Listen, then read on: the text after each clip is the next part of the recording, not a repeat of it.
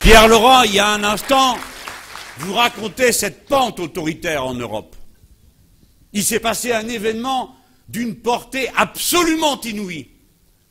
Le Parlement chypriote vote qu'il ne veut pas d'un plan, c'est une nation souveraine, Chypre.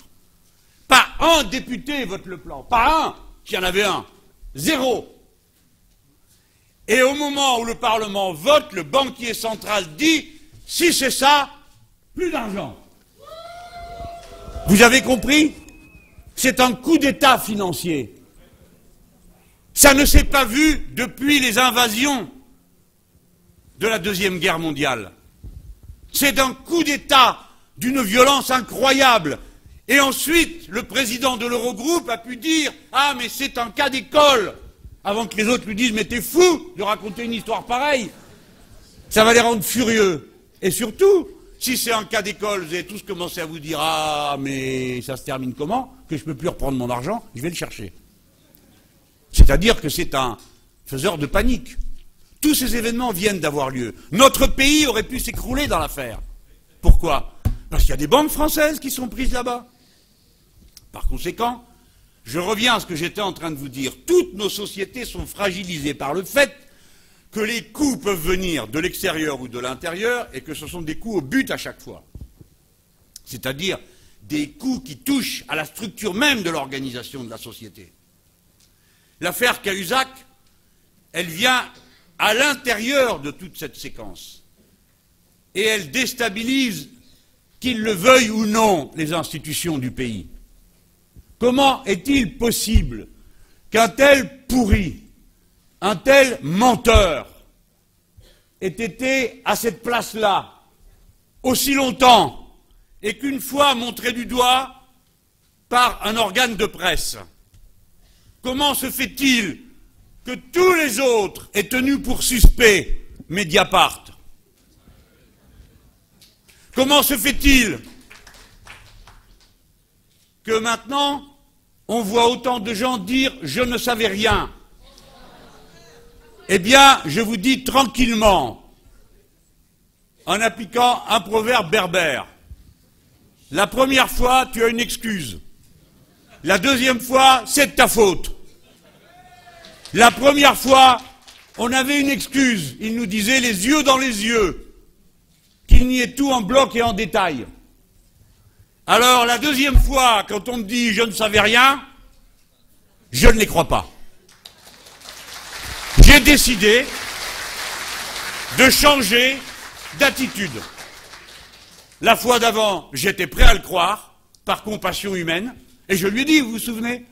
Je dis, ou bien Mediapart a raison et c'est gravissime, ou bien Mediapart a tort et c'est gravissime pour les médias. Pour la politique ou pour les médias. J'avais adopté cette attitude. Je n'étais pas le seul, je pense que la plupart d'entre vous étaient comme moi, à se dire, bon, c'est pas parce qu'on est de gauche qu'on est des bêtes, hein. Mais cette fois-ci, je décide de dire, je ne crois personne. Voilà. Et j'ai été bien inspiré de commencer comme ça, puisqu'il paraît que déjà, à nouveau, comme je l'ai annoncé hier, la chaîne des mensonges semble être plus longue qu'on nous l'avait d'abord dit. C'est très grave ce qui se passe. Ne croyez pas qu'un replâtrage suffira. C'est un changement politique profond dont le pays et l'Europe a besoin, mais le pays d'abord. Profond.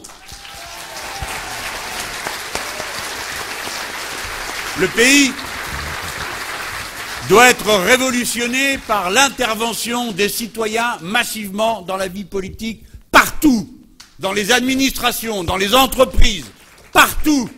Nous ne pourrons briser les accointances, les complicités, les connivences, les mécanismes de la corruption que par l'intervention de tous ceux qui ont à en connaître partout où ils sont au travail. Mes amis, c'est la raison pour laquelle le Front de gauche a défendu dans la campagne présidentielle la thèse de la convocation d'une assemblée constituante et du passage à une 6e République. Faire une constituante en France, c'est refonder le peuple lui-même. Car en France, le peuple est politique. Il n'est pas racial, il n'est pas religieux, il n'est pas vraiment même linguistique. Il est politique. ce qui définit la condition de Français, c'est le statut politique de la République française. Ça se résume en 3 mots, liberté, égalité, fraternité. Et le reste, macache. Convoquer une constituante, c'est rebrasser, et puis vous le savez, nous avions dit, ceux qui sont élus là ne pourront pas être réélus ensuite. C'est à ce changement que nous irons et que nous allons. Ne vous méprenez pas. Ce que vous avez sous les yeux ne tiendra pas. Ce n'est pas possible. L'Europe est entrée dans une phase épouvantable de récession. Partout, la contraction de la dépense publique a ralenti l'activité, et le ralentissement de l'activité, en augmentant le nombre des chômeurs, fait exploser les comptes sociaux et les déficits sociaux, sans parler des comptes de la maladie, qui ont directement à voir avec la situation d'angoisse et de stress du chômage. Ils font exploser les comptes publics, parce que comme l'activité est moindre, les impôts collectés ramassent moins, et donc le déficit augmente, ce qui crée de la dette, et c'est reparti pour un tour. C'est dans cette logique folle que nous a engagé François Hollande. Il a accepté de se soumettre au modèle politique défendu par Mme Merkel et le gouvernement CDU-CSU en Allemagne. L'Allemagne va mal, vous êtes assez voisins pour le savoir. Il n'y a qu'ailleurs qu'on peut raconter des histoires sur le bonheur que connaissent les Allemands, ce n'est pas vrai. Non seulement la pauvreté a explosé, non seulement l'espérance de vie, pas seulement en bonne santé, l'espérance de vie a reculé, notamment dans les anciens Landes de l'Est. Je le dis parce que j'ai eu une fois une polémique avec 2 journaux qui, vous savez que j'ai tout le temps autour de moi une meute, hein. Une meute, dès que je dis un mot, bon. Alors j'avais dit l'espérance de vie a réduit. Il ment, le gros mensonge de Mélenchon, blablabla. Alors après, il faut courir derrière, parce que les gros menteurs, c'est les incapables qui ont écrit ça. Et bon, le démenti, maintenant, il est total. Oui, l'espérance de vie a reculé en Allemagne. C'est terrible. C'est que vous voulez avoir comme pire indice de recul de la civilisation. Pendant tout ce temps, on a amélioré la condition des gens et ils vivaient plus longtemps. Il y a quelques benets qui feraient bien de se demander pourquoi. Parce qu'ils nous disent, l'espérance de vie augmente, donc il va falloir travailler plus longtemps. Mais non, ballot. C'est parce qu'on travaille moins longtemps que l'espérance de vie augmente.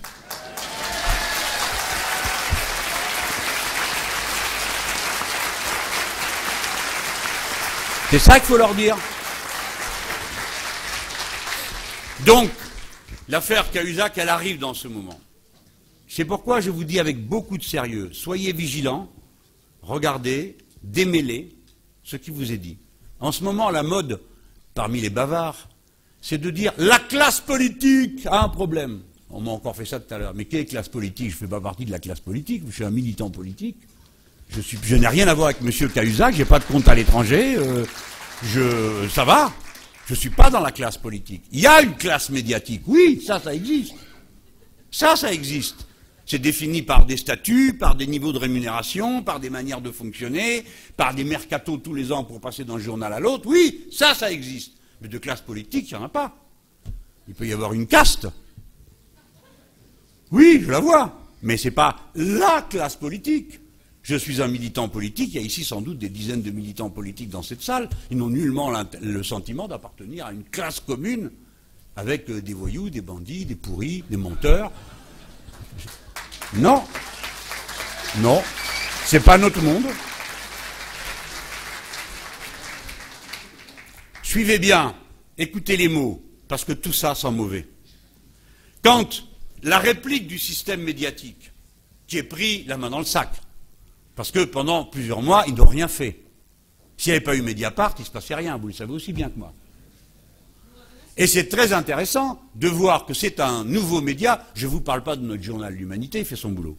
Mais le Mediapart, c'est un journal qui est à la périphérie, vous voyez. On disait ça comme ça, parce que c'est un journal sur Internet. Donc c'est un journal de la périphérie. Et les gros bataillons, c'est ceux qui vous instruisent chaque semaine en vous apprenant, comme l'Express, que les immigrés passent leur temps à aller chercher les allocations familiales, comme Le Point, à vous expliquer que c'est tout la faute des Arabes. C'est-à-dire des choses qu'il faut réfléchir quand même. Hein. Là, on ne vous prend pas pour des animaux, Voilà.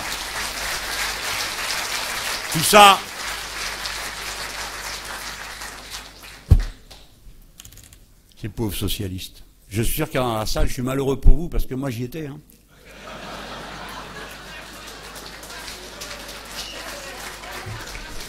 Faites comme moi les gars, faites comme moi les filles, rompez les rangs.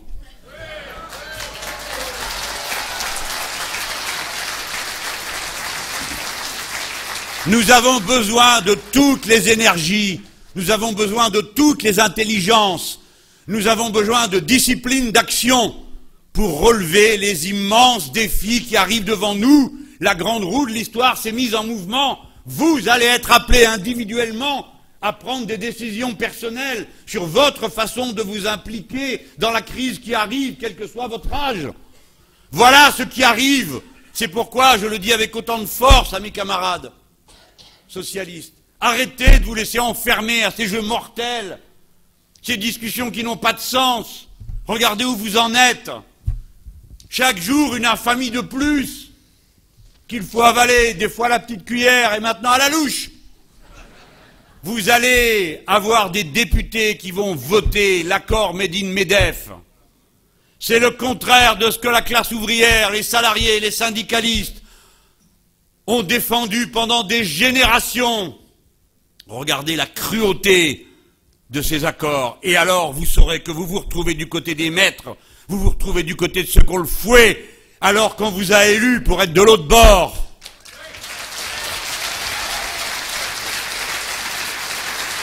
Dans cet accord.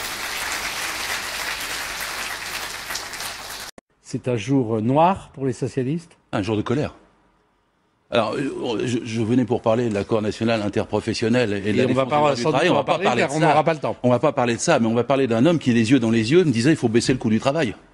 Les yeux dans les yeux me disait il faut absolument compter le budget à 3% cette année. Les yeux dans les yeux, quand on lui disait il y a 60 à 80 milliards de fraude fiscale, parce que c'est ça qui est quand même estimé, disait en gros c'est pas possible. Il était un fraudeur lui-même.